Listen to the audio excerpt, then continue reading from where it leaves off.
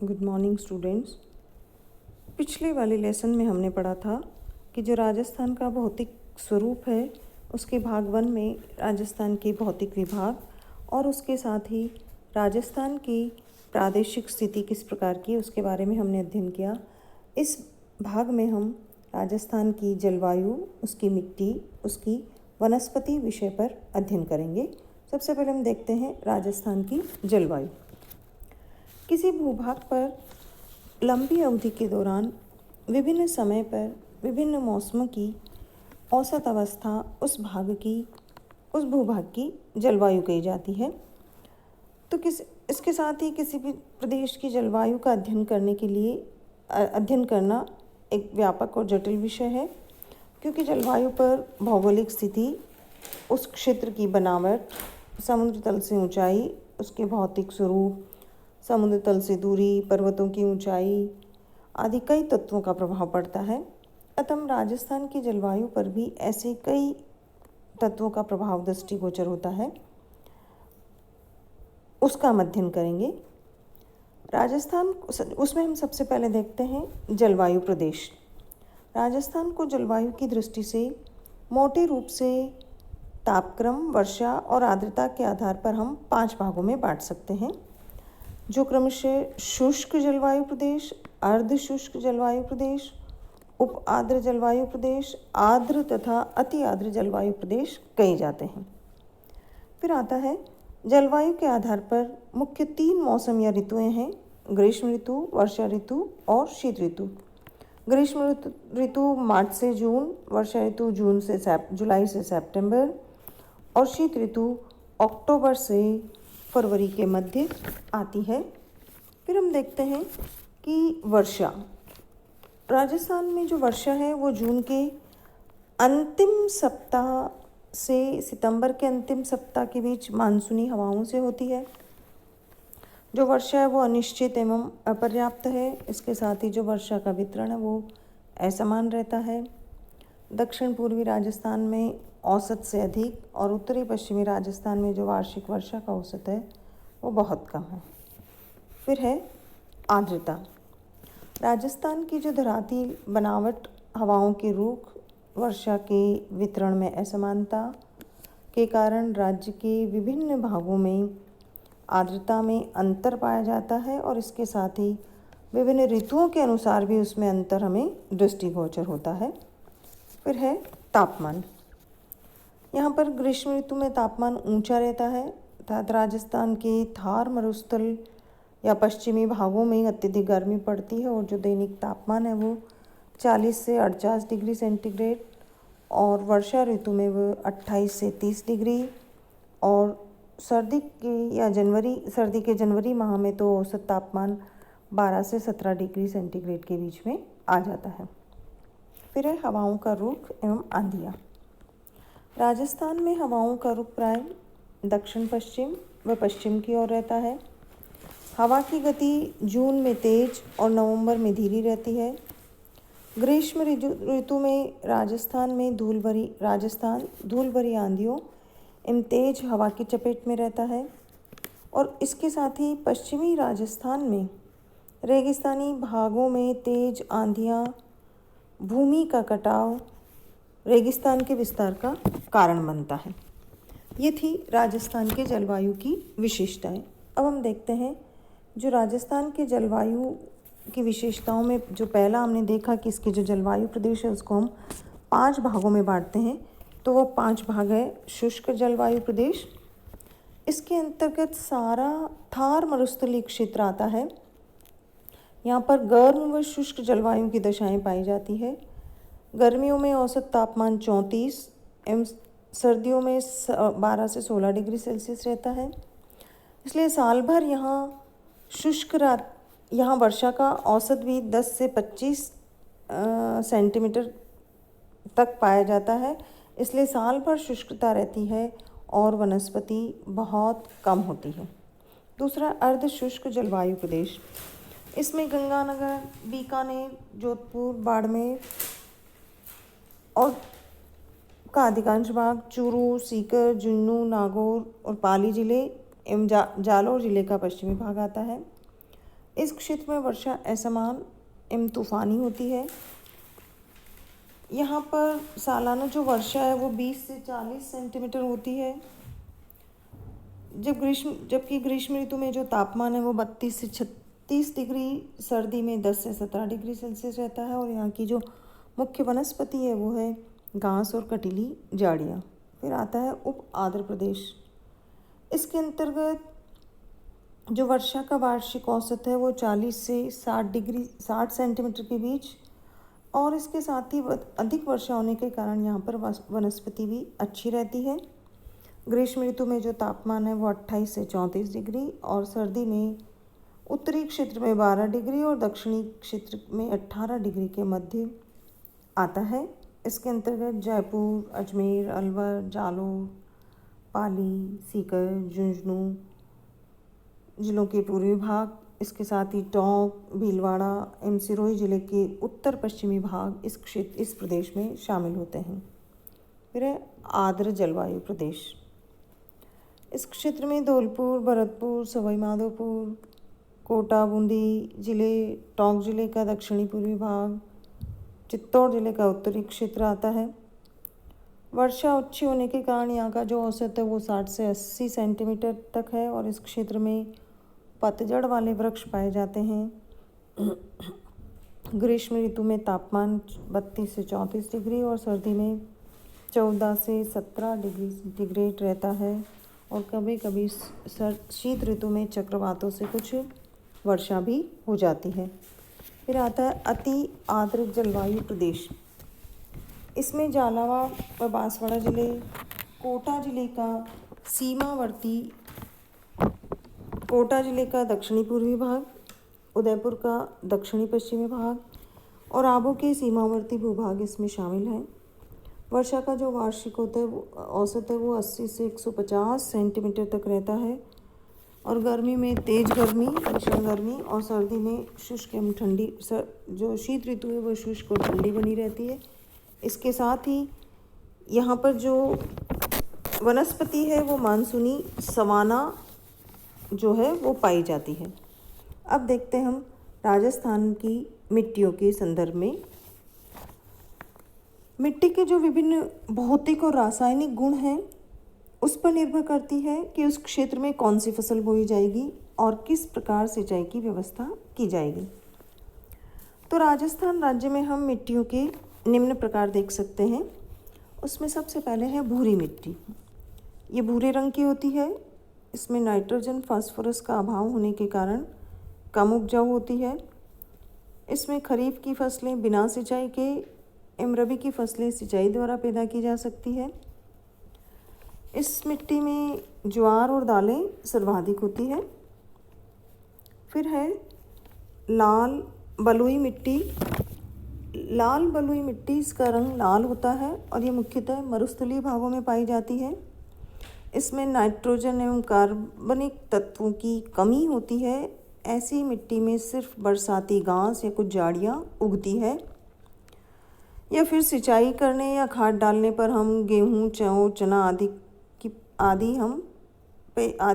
पैदा किए जा सकते हैं। फिर आती है हमारी लाल दोमट मिट्टी।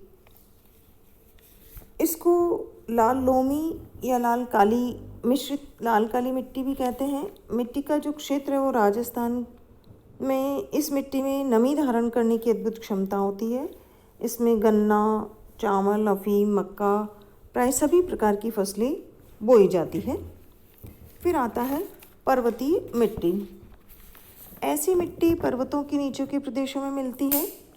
मिट्टी का रंग लाल से लेकर पीले भूरे रंग तक होता है, और ये मिट्टी पहाड़ी ढालों पर होती है, इसीलिए मिट्टी की गहराई बहुत कम होती है, जिन्हें छोटे पौधों की जड़ें जो है वो भेद नहीं सकती। इसलिए ऐसी मिट्टी पर खेती नहीं की जा सकती, बल्कि केवल जंगल लगाए जा सकते हैं। फिर आती है बलुई मिट्टी या रेतीली मिट्टी। ये राजस्थान के रेगिस्तानी हिस्से में फैली हुई है, जैसे बीकानेर, जैसलमेर, बाड़मेर, शेखावटी क्षेत्र आदि में। इसमें लवण की मात्रा अधिक एवं उपजाऊ शक्ति कम होती है। बाजरा, मूंग, मोठ की फसलें होती है। लवणता के कारण बंजर भूमि का जो सर्वाधिक क्षेत्र है वो पाली में पाया जाता है। फिर आता है लवणीय मिट्टी। ऐसी मिट्टी में क्षारीय लक्षण तत्वों की मात्रा अधिक होती है, लवणों का जमाव अधिक सिंचाई करने से भी हो जाता है कभी कभी। तो प्राकृतिक रूप से ये जो मिट्टियाँ हैं वो निम्न भूभागों में उत्पन्न होती है, जहाँ पानी का जमाव निरंतर होता रहता है, और ये मिट्टी जो है पूर्णतः अनुपजाऊ होती है। इसमें केवल चरागाह, प्राकृतिक झाड़ियाँ एवं बरसाती पेड़ पौधे ही उग सकते हैं। जो लवणीय मिट्टी के अधिकांश जो क्षेत्र हैं वो पश्चिमी राजस्थान में बाड़मेर एवं जालोर जिले में पाए जाते हैं। फिर है जलोढ़ या दोमट या कच्छारी मिट्टी। ये सर्वाधिक उपजाऊ मिट्टी होती है। इसमें पोटाश एवं फास्फोरस की जो मात्रा है वो पर्याप्त मात्रा में मिलती है, किंतु नाइट्रोजन का अभाव होता है जो खाद देकर हम दूर कर सकते हैं। ये जो मिट्टी है जयपुर, भरतपुर, अलवर, गंगानगर, कोटा, टोंक, चित्तौड़, भीलवाड़ा और बूंदी जिलों में पाई जाती है। और इसकी जो मुख्य फसलें हैं वो गेहूँ, कपास, गन्ना, चना जो आदि हैं। फिर है काली मिट्टी। इसमें फास्फोरस, नाइट्रोजन एवं जैविक पदार्थों की कमी पाई जाती है। ये कपास एवं गन्ने के लिए अधिक उपयुक्त रहती है। ये राजस्थान के दक्षिण पूर्वी राजस्थान के कोटा, झालावाड़, बूंदी, बांसवाड़ा, डूंगरपुर, चित्तौड़ जिले के कुछ भागों में पाई जाती है। इस प्रकार हमने जो राजस्थान में मिट्टियां हैं उनकी स्थिति किस प्रकार की उसका अध्ययन किया। अब हम देखते हैं जो राजस्थान में वन संपदा है, जो वन संसाधन है, उनकी स्थिति किस प्रकार की है। किसी भी अर्थव्यवस्था के संतुलित विकास, पर्यावरण संरक्षण,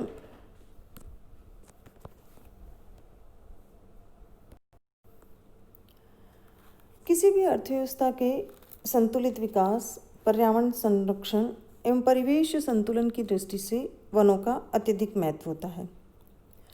विश्व स्तर पर भी वनों के संरक्षण, विकास एवं विस्तार की बात निरंतर जोर पकड़ती जा रही है। भारत जैसे विकासशील देश और राजस्थान जैसी पिछड़ी अर्थव्यवस्था में वनों को अंधाधुंध नष्ट किया गया है, जिसको रोकने की सख्त आवश्यकता है। विभिन्न जो योजनाएं चलाई गई है वो राजस्थान में वनों के विकास में भी सहायक रही है। अब हम सबसे पहले देखते हैं कि राजस्थान में वन संसाधनों या वन संपदा का स्तर किस प्रकार का है। राजस्थान में वनों का जो क्षेत्र है वो आवश्यकता से बहुत कम है। जहाँ राजस्थान में भारत का कुल जो क्षेत्रफल है वो 10.4% है, लेकिन वनों का जो राजस्थान में जो क्षेत्रफल है वो केवल राजस्थान में भारत के वनों का केवल 1.8% क्षेत्रफल है। जहाँ एक और दक्षिण पूर्वी राजस्थान और उत्तरी पूर्वी राजस्थान में वनों का अधिकांश क्षेत्र है, वहीं राज्य के क्षेत्रफल के 61% भाग में विशाल रेगिस्तानी जिलों में वनों का नितांत अभाव है। देखते हैं कि किस प्रकार के वनों का क्षेत्र है।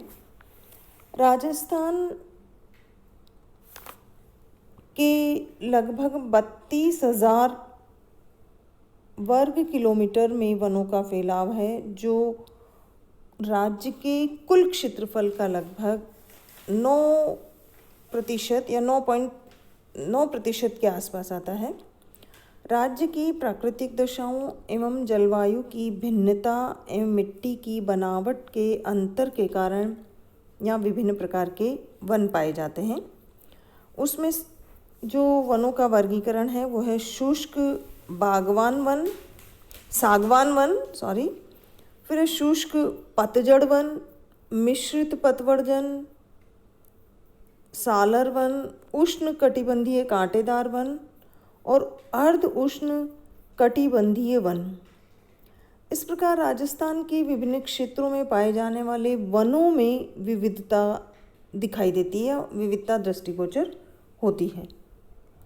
राजस्थान के भौगोलिक क्षेत्रफल का लगभग 3.42 लाख वर्ग किलोमीटर में से लगभग 32,000 किलोमीटर में ही वन क्षेत्र है, जो कुल क्षेत्रफल का लगभग 9% या 9.32% है, और ये राज्य में वनों के अभाव का सूचक माना जाता है।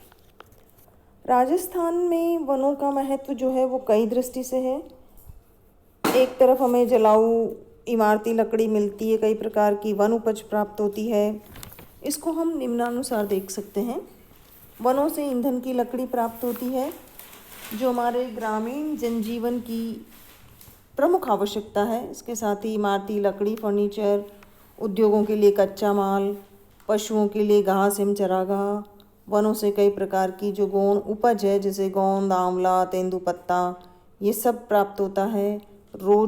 वनवासियों को इससे रोजगार मिलता है। प्रदूषण नियंत्रण करता है ये। वनों से जड़ी बूटियाँ, औषधियाँ प्राप्त होती है। इसका घरेलू उत्पादन में भी, राजस्थान के घरेलू उत्पादन में भी योगदान है। राज्य सरकार की आय का स्रोत है। इसके साथ ही वातावरण में नमी रहने से ठंडक रहती है, भूमि का कटाव रुकता है, पर्यटन स्थलों के विकास को बल मिलता है। इस प्रकार वनों से इतने सारे फायदे मिलने से ये अर्थव्यवस्था में महत्वपूर्ण भूमिका निभाते हैं, और इससे बहुत सारी हमें मुख्य उपजें भी मिलती है, जैसे इमारती लकड़ी, ईंधन, कोयला, बांस, तेंदुपत्ता, गोंद, कत्था, महुआ, शहद, घास आदि सब हमें इससे प्राप्त होता है। राजस्थान सरकार ने राज्य के वनों को, जो हमारी वन नीति है उसके अनुसार से जो वन नीति जो घोषित की गई थी वनों के संरक्षण और उनके विकास के लिए, उसके हिसाब से प्रशासनिक दृष्टि से हम इसको 3 भागों में बांटते हैं। एक है आरक्षित वन, दूसरा है रक्षित वन, और तीसरा है अवर्गीकृत वन। आरक्षित वन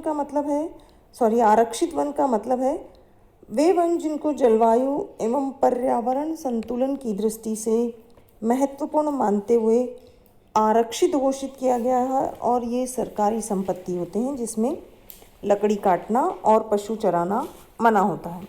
फिर होता है रक्षित वन। इनमें नियंत्रित कटाई एवं चराई की सुविधा होती है। और अवर्गीकृत वन में वो क्षेत्र आते हैं, वो सब वन आते हैं जिसमें पशु चराने और लकड़ी काटने पर कोई भी प्रतिबंध नहीं होता।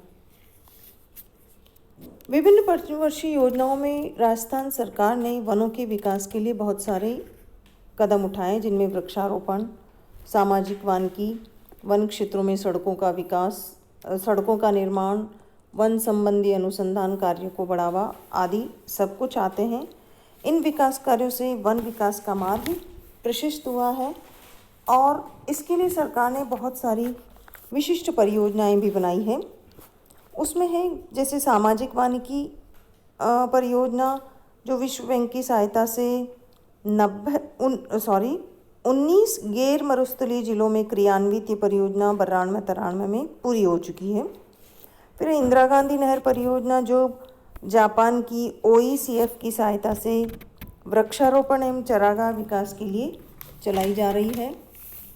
अरावली वृक्षारोपण परियोजना, ये भी जापान की सहायता से OECF जापान की सहायता से ये योजना राज्य के 10 जिलों में चालू की गई है, और 31 मार्च 2000 को ये परियोजना समाप्त हो गई थी। वृक्षारोपण और चारागाह विकास परियोजना भी जापान की सहायता से राजस्थान के 14 गैर मरुस्थलीय जिलों में 1995-96 में ये योजना प्रारंभ की गई। वन संरक्षण, वनों के रखरखाव एवं प्रबंध में भागीदार बनाने के लिए सरकार ने वन संरक्षण योजनाएं चलाई, प्रबंध समितियों का गठन किया है। वानिकी कार्यक्रम में श्रमिकों को खाद्य सामग्री, विश्व खाद्य कार्यक्रम के तहत खाद्य सामग्री वितरित की जाती है। वानिकी एवं जैव विविधता परियोजना जापान के बैंक JBIC द्वारा उसके अंतर्राष्ट्रीय सहयोग से एक परियोजना स्वीकृत की गई, जिसमें राज्य के 18 जिलों का समावेश किया गया और इसमें वृक्षारोपण, नमी संरक्षण, बीज वितरण एवं नई नर्सरी आदि कार्य संपन्न किए जाते हैं। फिर हम देखते हैं कि ये सब संरचनात्मक कार्य किए जा रहे हैं, लेकिन फिर भी हमारे जो वन विकास की है वो कुछ समस्याएं हैं। जैसे जो हमारा क्षेत्रफल है वनों का वो बहुत कम है। वनों के विनाश की समस्या, निरंतर अनियंत्रित कटाई, बढ़ती जनसंख्या के कारण वनों का विनाश जारी है। वनों का जो वितरण है वो भी असमान है। आवागमन और यातायात की कठिनाई होती है। मरु क्षेत्र के कारण वनों में विविधता नहीं पाई जाती और जो क्षेत्रफल है वो भी अपर्याप्त है। विभिन्न योजनाओं में समन्वय की समस्याएं हैं। वनों में आग और प्राकृतिक कारणों से क्षति की समस्या भी रहती है। इन समस्याओं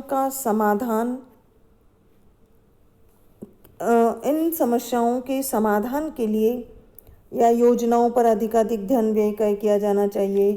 वृक्षारोपण कार्यक्रम को बढ़ावा दिया जाना चाहिए। वनों की कटाई पर प्रभावी नियंत्रण, इसके साथ ही नए वन लगाने, जहाँ कम वन वाले भागों में नए वन लगाने से ये समस्या, जहाँ पर असमान वितरण की समस्या, उसको हम दूर कर सकते हैं। विभिन्न योजनाओं में परस्पर समन्वय स्थापित करके समग्र विकास की योजना क्रियान्वित की जा सकती है। इस प्रकार इन समस्याओं को दूर करके राजस्थान में हम जो वन का जो क्षेत्रफल है उसमें हम वृद्धि कर सकते हैं। फिर हम देखते हैं राजस्थान में वन्य जीव की स्थिति।